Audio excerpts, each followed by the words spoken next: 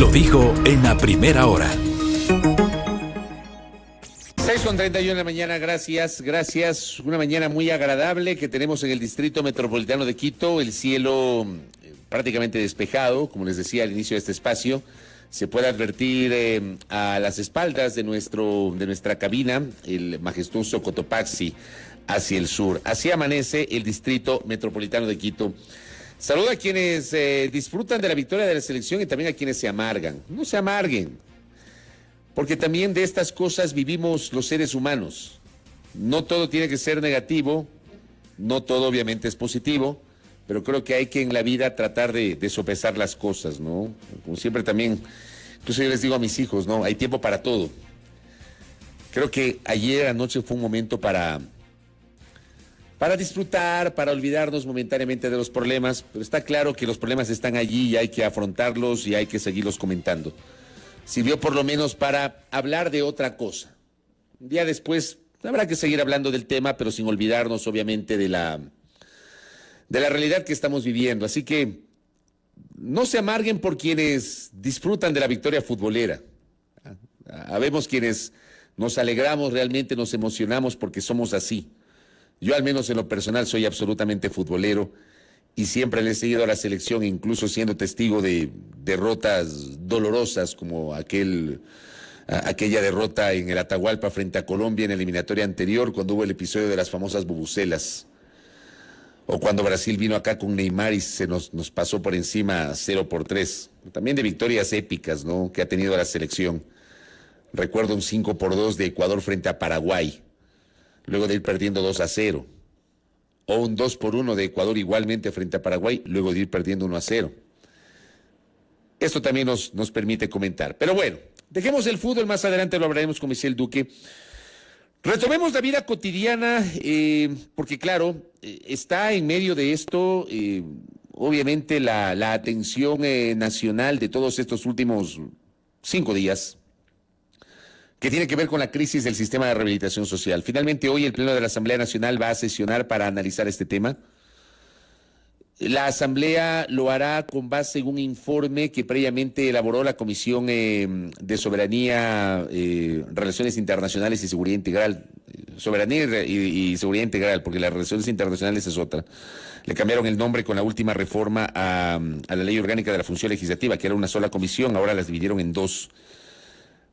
Quiero hablar con propiedad para no cometer la imprecisión. Es Comisión de Soberanía, Integración y Seguridad Integral.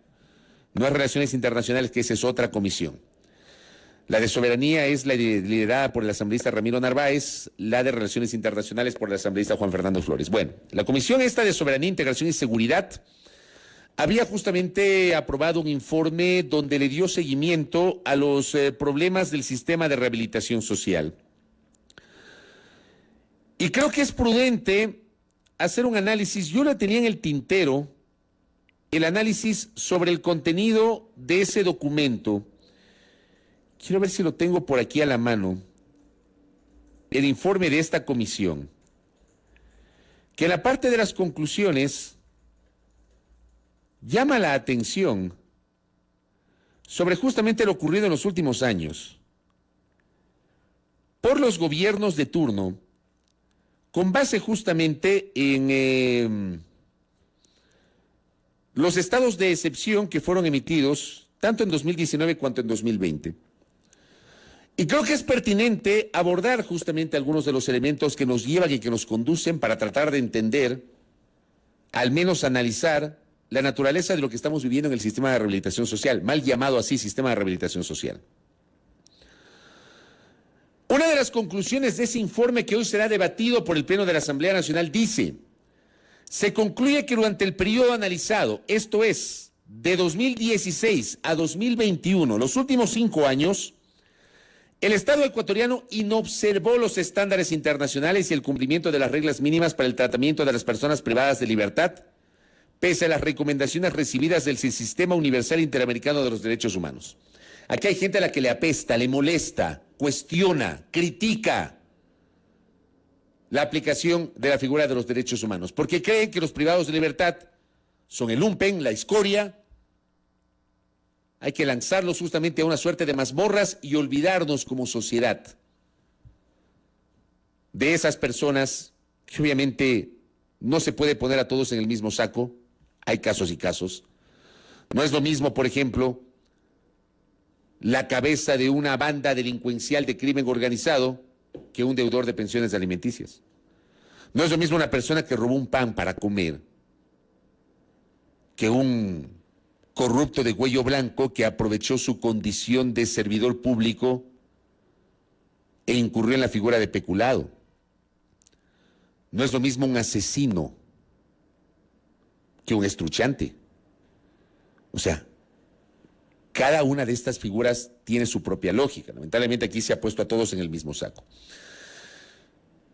Y Ecuador, que es signatario, por ejemplo, del Pacto de San José sobre Derechos Humanos, está obligado a cumplir justamente con las normas incorporadas en ese pacto y que son parte del Sistema Interamericano de los Derechos Humanos.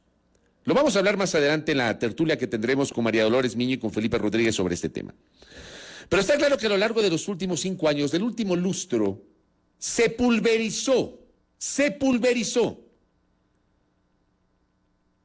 la aplicación de las normas, incluso observadas a nivel internacional, de protección de derechos humanos a los privados de libertad. Se desarticuló toda la institucionalidad creada en su momento para el efecto. Yo no he escuchado un solo jurista serio que no cuestione, por ejemplo, la eliminación del Ministerio de Justicia, Derechos Humanos y Cultos, que lo hizo el gobierno anterior, me parece a mí, al ojímetro solamente para presentar al país una decisión de reducir el aparato del Estado. Que había instituciones ineficientes, por supuesto, que había instituciones que tenían que desaparecer, sin duda alguna, que estaban de más, desde luego, que había que fomentar una fusión de ciertas instituciones o una absorción o una liquidación, pero desde luego, creo que eso no tiene discusión. Pero una de esas instituciones, perdónenme, y esto lo he señalado en varias ocasiones, no debió ser el Ministerio de Justicia, Derechos Humanos y Cultos, no debió ser. Porque si se ponen a analizar, parte del problema se genera justamente con la desarticulación de la institucionalidad que estaba elevada a rango de ministerio y que era la encargada, la responsable del manejo del sistema de rehabilitación social en el Ecuador. Aquí se observaron, dice una de las conclusiones del informe, a nivel de responsabilidades, los estándares internacionales y el cumplimiento de las reglas mínimas. Dice también el informe que el Estado no actuó con la debida diligencia para garantizar la protección de la vida y la integridad personal desde los recintos penitenciarios, en particular frente a los actos de violencia y las masacres carcelarias de 2019, 2020 y 2021. Solo en este año 2021 hemos tenido al menos 4 episodios, querida audiencia, 4.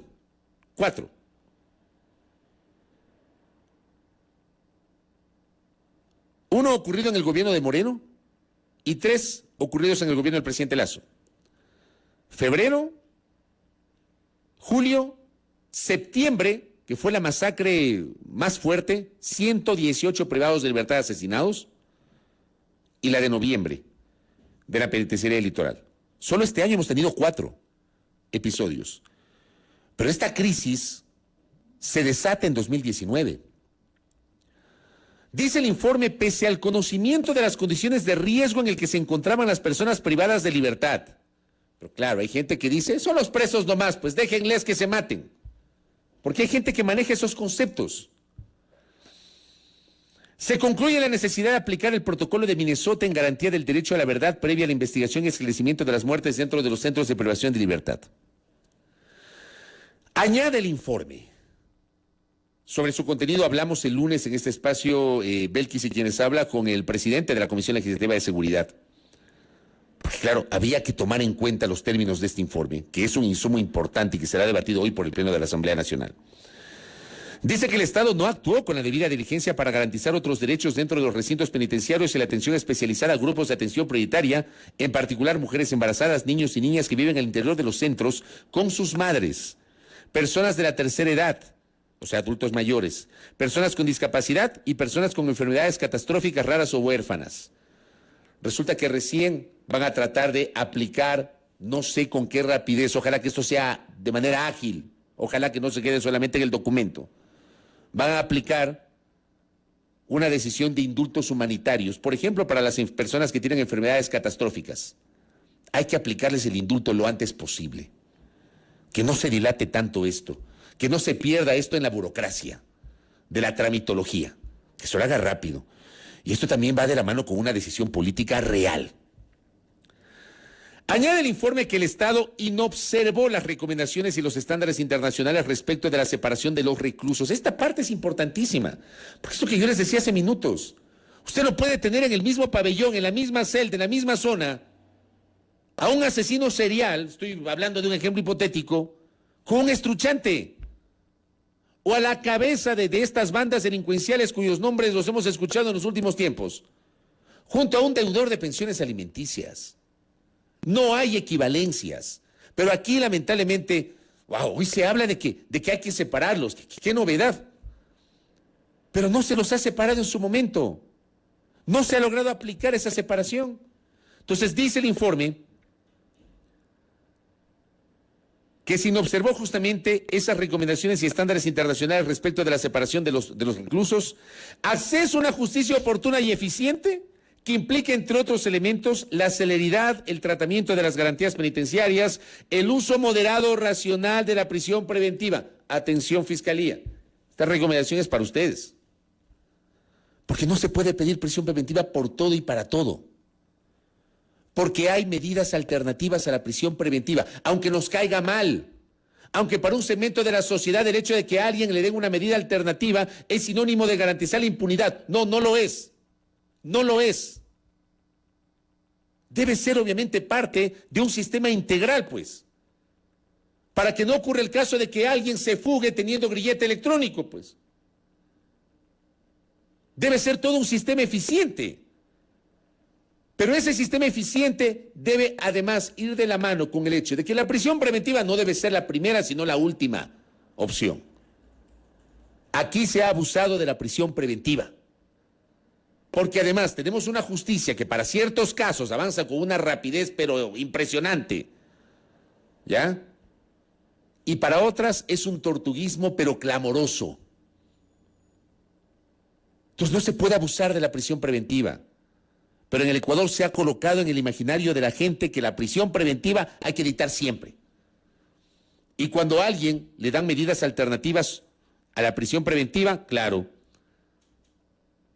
hay medios que cuestionan, hay periodistas que cuestionan, hay líderes de opinión que cuestionan y se colocan determinados imaginarios en la opinión pública. La prisión preventiva debe ser de última ratio, y aquí ha habido un uso y abuso de la prisión preventiva y lo dice justamente el informe. Lo dice el informe. Dice, acceso a una justicia oportuna. Que el Estado inobservó recomendaciones y estándares internacionales, por ejemplo, acceso a una justicia oportuna y eficiente. Y por eso yo mencioné uno de los aspectos que habían sido incorporados dentro del acuerdo nacional para enfrentar la crisis carcelaria, que insisto, conceptualmente a mí me parece muy bien. Que todas las funciones del Estado se reúnan y acuerden, se pongan de acuerdo sobre mínimos para comenzar a trabajar. Pero yo lo decía el día de ayer, yo siento que varios de esos componentes del acuerdo son lógicas. Lógicas. O sea, yo no sé si a ustedes no les parece lógico que uno espere una justicia imparcial, oportuna, eficiente, sin temor ni favor. Que a todos nos juzguen y nos midan con la misma vara. No puede ser posible que para algunos casos las audiencias se convoquen a la velocidad del rayo y para otros haya gente que espera meses y hasta años para que se puedan tramitar sus recursos en la administración de justicia. Eso no tiene sentido, porque no hay igualdad ante la ley, conforme señala la Constitución. Y aquí en el Ecuador, perdónenme, aquí históricamente, no es un problema de hoy, hay que decirlo, es un problema histórico del Ecuador. El acceso a una justicia oportuna y eficiente ha sido casi que una quimera, una utopía, un imposible, porque estamos muy lejos de alcanzar esa justicia ideal que tanto aspiramos los ciudadanos ecuatorianos. Dice, esto implica celeridad en el tratamiento de las garantías penitenciarias, que algunos reniegan, no les gustan las garantías penitenciarias. Claro, te vas preso, te vas preso. Que en el Ecuador el que le meta a alguien preso, con o sin sentencia, pero que alguien se vaya preso, casi que están firmando su sentencia de muerte, y no estoy exagerando. En las condiciones actuales del sistema carcelario, que alguien se vaya preso, ese es el equivalente a una sentencia de muerte. Si no, pregúntenle a la familia de Víctor Guayas. Pregúntenle a la familia de Víctor Guayas. Asesinado. O a la familia del señor Campuzano. Asesinado. Sin saber si finalmente era culpable o inocente. O al entrenador de Daniel Salcedo. Les puede caer muy mal Daniel Salcedo. Les puede parecer impresentable Daniel Salcedo. Pero su entrenador estaba bajo prisión preventiva. No estaba con una sentencia penal condenatoria ejecutoriada. Estaba en la lista de transitorios. Pregúntenle a su familia. Insisto, aunque les parezca impresentable. Pero yo voy hacia el fondo y no hacia la forma. Se le dirá en el tratamiento de garantías penitenciarias el uso moderado y racional de la prisión preventiva, que lo acabo de decir, y otras medidas tendientes a reducir el hacinamiento, pese al conocimiento de las condiciones en las que se encontraba el sistema de rehabilitación social. Vean, tarde o temprano el Ecuador, con esto que estoy diciendo, y con lo de Vela, el informe que hoy será debatido por la Asamblea Nacional, tarde o temprano el Ecuador, para variar, será sancionado por el Sistema Interamericano de los Derechos Humanos. Y nos corresponderá pagar al Estado ecuatoriano. ¿Con plata de quién? Con plata de todos. Porque somos clientes frecuentes del sistema interamericano. ¿Por qué? Porque no respetamos los estándares internacionales. Porque no sabemos convivir respetando la Constitución y las normas internacionales. Porque durante cada momento político, económico, etcétera, aquí pretenden inventar el agua tibia y no se genera una política de Estado. Y suena lógico, ¿no? Reducir el hacinamiento. Yo vengo escuchando eso N cantidad de veces a lo largo de mis casi 29 años de vida periodística. N cantidad de veces, reducir el hacinamiento. Se concluye que durante el periodo analizado de 2016 a 2021 respecto de la grave crisis penitenciaria, existe en general responsabilidad directa de las y los servidores públicos con competencias constitucionales y legales específicas y concretas frente al sistema de rehabilitación social, al sistema judicial y a la Rectoría de los Derechos Humanos. Esto es, quienes actuaron en calidad de ministras y ministros de Justicia, Derechos Humanos y Cultos, aunque yo soy de los que cree que desde que desarticularon el ministerio esto se desbordó. Yo no digo que el Ministerio de Justicia era la panacea de modo alguno. Pero convengamos en que prácticamente, insisto, todos los abogados que yo he podido entrevistar, abogados y abogadas que he podido entrevistar, todos coinciden que parte del problema se dio justamente por la desarticulación o la desinstitucionalización de la estructura que había. Se menciona ministras y ministros de Justicia y Derechos Humanos y Cultos, secretarias o secretarios nacionales de Derechos Humanos, integrantes del directorio del Organismo Técnico de Rehabilitación Social. Aquí una pausa. El presidente Lasso se demoró 4 meses para nombrar a su delegada, en este caso al directorio del Organismo Técnico de Rehabilitación Social, que entiendo que es Bernarda Ordóñez, la secretaria de Derechos Humanos. No sé por qué se demoró tanto tiempo el gobierno del presidente Lasso. Presidentas o presidentes del directorio del Organismo Técnico de Rehabilitación Social, directores del Organismo Técnico Servicio Nacional de Atención Integral a Personas Adultas Privadas de Libertad y Adolescentes Infractores. Larguísimo, pomposísimo, un organismo que no sirve para nada. Durante el periodo analizado, dice el informe, existió desarticulación de esfuerzos. Uno no está loco cuando dice estas cosas, créanme, no pretendo ser el dueño de la verdad de modo alguno, pero trato de argumentar mi postura y la opinión que estoy generando. Entonces, aquí dice claramente, concuerdo plenamente con esta parte, existió desarticulación de esfuerzos y acciones para dar respuestas y soluciones estructurales a la crisis del sistema penitenciario, tanto entre las distintas funciones del Estado, cuanto entre las entidades de la función ejecutiva que integraron el directorio del organismo técnico. Desarticulación de esfuerzos. ¿Por qué desarticularon la mesa de justicia en el gobierno anterior? Pregunto, ¿no les parece lógico que cada cierto tiempo se reúnan el presidente de la Corte Nacional de Justicia, la presidenta del Consejo de la Judicatura, la fiscal general del Estado, el defensor del pueblo, el defensor público, por mencionar ejemplos, la secretaria de Derechos Humanos, el director del SNAI. ¿No les parece lógico que cada cierto tiempo, no sé, cada semana, cada 15 días, cada mes, se reúnan en esto que se denominaba la mesa de justicia? ¿Por qué desarmaron la mesa de justicia? Si había que reformular ese espacio, había que hacerlo, pero no desarmarlo. Porque a este país le falta coordinación interinstitucional y ya les voy a explicar a qué me refiero. Esto dice el informe.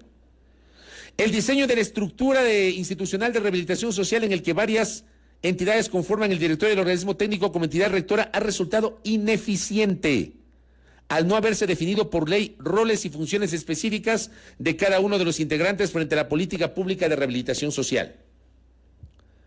Creo que la muestra más clamorosa de la ineficiencia en el manejo del sistema de rehabilitación social, mal llamado así, porque yo sostengo que en las condiciones actuales, el que alguien vaya preso, con o sin sentencia, casi que lo sentencian a muerte. ¿Ya? Pero la expresión más clara de eso es el SNAI. Es el SNAI. La estructura del SNAI. La forma como ha operado el SNAI. Y no basta con cambiar de cabezas. Creo que el tema es estructural, en el caso justamente del SNAI. Sobre la situación de las personas privadas de libertad, se concluye que la crisis carcelaria es ante todo una crisis de derechos humanos. Para los que detestan ese término, derechos humanos, existen los derechos humanos, que también los tienen los privados de libertad, por supuesto. Que amenaza la seguridad del Estado y que la misma no puede ser simplificada como resultado de una pugna entre bandas delictivas. Lo dice el informe, pero aquí se ha reducido, se pretendió reducir una pugna de bandas delictivas. Solamente revisen la lista todavía no sale la lista oficial, pero revisemos lo que se está diciendo como consecuencia de la violencia de la penitenciaría de la noche del viernes y pasado sábado. No fue una disputa solamente de bandas, no es una disputa solo de bandas y lo ratifica el informe. Si bien la crisis carcelaria llegó a una fase álgida en las masacres de febrero y septiembre de 2021, tiene como antecedentes el deterioro progresivo de las condiciones de vida de las personas privadas de libertad, sus vínculos familiares, deficiencias en el modelo de gestión agravadas con una débil aplicación de las políticas públicas. Yo le preguntaba el lunes, le preguntábamos con Belkis a la ministra de Cultura, y tuvimos mensajes de nuestra audiencia planteando esa inquietud. Porque esto tiene que ser parte de un todo. El Estado, parte de un todo, una estructura pero completa, macro. ¿Qué alternativas le das a los privados de libertad para rehabilitarlos? No para mandarlos a que se mueran en las mazmorras, sino para darles tareas, para que mejoren sus condiciones de vida, incluso para que se preparen para algún momento recuperar su libertad. ¿Pero qué alternativas les das? Le preguntábamos en el tema cultural, por mencionar un ejemplo. ¿Hay esas alternativas? ¿Existen o no? La función judicial ha actuado con indiferencia frente a las graves problemáticas que enfrentaba el sistema de rehabilitación social en general y en particular aquellas relacionadas directamente con el acceso a una justicia oportuna. Yo les dije ayer que analizamos los 7 puntos presentados en el Acuerdo Nacional para enfrentar la crisis carcelaria. Algo tan simple como decir, ahí estaba. El Consejo de la Judicatura y la Corte Nacional de Justicia tienen que actuar con agilidad y eficiencia para poder evacuar los beneficios penitenciarios solicitados. Es un tema de decisión, de organización y de decisión. Yo no entiendo por qué no lo hacen. Y aquí dice el informe que han actuado con indiferencia. La situación por la que atravesaban las personas privadas de la libertad fue alertada en el Ecuador por el Mecanismo de Prevención contra la Tortura desde el año 2013. El mismo que, pese a sus limitadas capacidades institucionales, advirtió al Estado ecuatoriano y a los gobiernos de turno las situaciones problemáticas del sistema de rehabilitación social que debían ser respondidas. En la actualidad, y salvo particularidades específicas, las personas privadas de libertad han generado sus propias dinámicas organizativas y sus propios regímenes de actividades en ocasiones coordinadas con el Estado o sus delegatorios, como en el caso de la prestación del servicio de salud y educación. Cuando esta debe ser tarea del Estado, pues. El Estado tiene que proveer salud y educación a los privados de libertad, aunque les parezca que son el lumpen, que son la escoria de la sociedad, que no pueden poner a todos en el mismo saco. Lo repito, lo ratifico, no pueden poner a todos en el mismo saco. E incluso el más contumaz criminal tiene el derecho de que se respeten sus garantías constitucionales, aunque a algunos les caiga mal lo que estoy diciendo. Las familias de las personas privadas de libertad, en especial las más pobres, están expuestas de manera permanente a la zozobra del día a día y a la supervivencia. Son víctimas de la extorsión y de mafias que funcionan dentro de los centros penitenciarios sin que encuentren esperanza alguna en el sistema de justicia o el Estado. O sea, tienes que tener plata ahí adentro. Dice, la atención a las personas privadas de libertad, en particular en los ejes de tratamiento, resulta esporádica, no sistemática y deficiente, porque no hay política pública, no hay política de largo aliento. Se observó que durante varios periodos incluso se limitó a pabellones enteros el acceso a actividades laborales, educativas o culturales. Habla de la situación de salud de las personas privadas de libertad, que es calamitosa, por decirlo menos. No existen historias clínicas completas. Modelo de gestión de entrega de turnos y seguimiento a patologías. Tampoco existe acceso a planificación familiar, salud o atención ginecológica. Son derechos totalmente comunes, a los cuales, justamente, y redundo, tienen derecho los privados de libertad, aunque a algunos no les guste. Pero es así. Y cierro esta revisión de esta parte de conclusiones del informe, que me parece muy revelador este informe. Se advierte una creciente problemática de adicciones dentro de los centros de privación de libertad, a la cual el Estado no ha dado respuestas, lo que se evidencia en la inexistencia de un plan o política de prevención de consumo o tratamiento de adicciones. Pero si no pueden controlar la seguridad, menos van a pensar en un plan de tratamiento de adicciones. Ni la prioridad, y menos los temas complementarios para generar una política de Estado. Esa es la realidad del sistema carcelario, mal llamado de rehabilitación social, recogida en ese informe que hoy será debatido por el Pleno de la Asamblea Nacional. Yo aspiro a que ese debate se dé con la seriedad del caso, más allá del discurso altisonante, y que desemboque en un pronunciamiento institucional en el ámbito de las competencias de la Asamblea. Estos temas hay que debatirlos. No el día del mazapán, ni mucho menos. Estos temas hay que debatirlos. Y sobre estos temas la Asamblea tiene que generar un pronunciamiento institucional, que vaya acompañado incluso de tareas de fiscalización, más allá del show mediático que algunos legisladores persiguen. Hay que fiscalizar en serio, y fiscalizar a aquellos que por acción o por omisión han provocado que lleguemos a este punto que estamos enfrentando a nivel justamente del sistema mal llamado de rehabilitación social. Que me envía mi querido amigo Néstor Aguilera, te envío un abrazo, gracias. Me envía un tuit de ayer en la tarde el doctor Joffrey Campaña, jurista guayaquileño. Hace pocos meses en Guayaquil, domingo 17 horas, esperando un semáforo en rojo, un motociclista ebrio chocó mi vehículo por la parte lateral.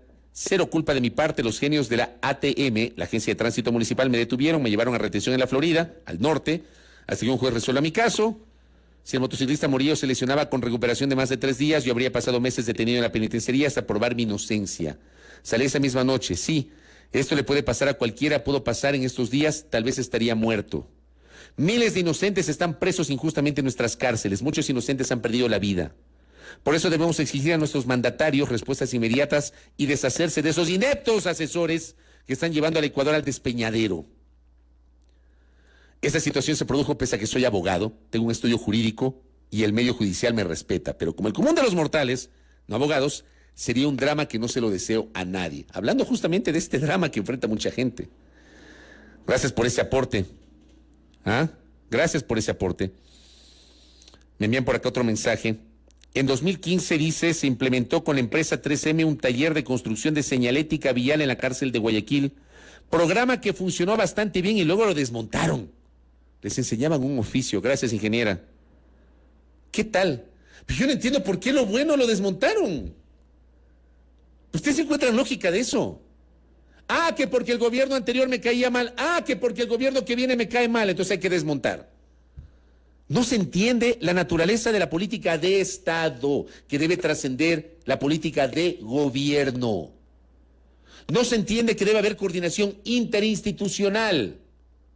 Aunque el director del SNAI me caiga mal, aunque el fiscal me caiga mal, aunque el presidente del Consejo de la Judicatura me caiga mal, tiene que haber una política de Estado. Yo, autoridad, tengo que generar una política de Estado con el resto de autoridades, aunque el resto no me caiga bien, estoy hablando en potencial. Pero aquí se desarticulan las cosas porque no se genera una política de Estado. Vean ustedes el interesante mensaje que estoy recibiendo en este momento. Gracias, Ela. Me dice, colega periodista, en Perú tienen el programa de cárceles productivas y tienen tienda virtual. Copien los ejemplos buenos. ¿Ah? Cada caso es un mundo diferente, nos dice el doctor Manuel Espinosa. Yo no sé quién es más delincuente, si aquel que comete un delito tipificado y sancionado por ley penal o aquel que desconoce que los privados de libertad son seres humanos y como tal titulares de derechos humanos. Y aquí también hay un mensaje que es absolutamente real, que nos enviaron a nuestro chat de WhatsApp. ¿Cómo uno aspira a que los separen si ni siquiera pueden tomar el control de las cárceles? Es verdad lo que dice nuestro oyente. La corrupción prima, el sistema es un negocio, nos dice otra persona. Hablan justamente de autoridades que se han dedicado a extorsionar a privados de libertad. Yo digo, a ver si nos ponemos serios, como siempre planteo esto, ¿no? A ver si nos ponemos serios y en verdad analizamos este tema en su integralidad. Acá otro mensaje, y le agradezco la gentileza del mensaje a la persona que nos escribe, dice... soy un seguidor del programa, pero ¿quién hace valer los derechos humanos de las víctimas? Así es, por supuesto.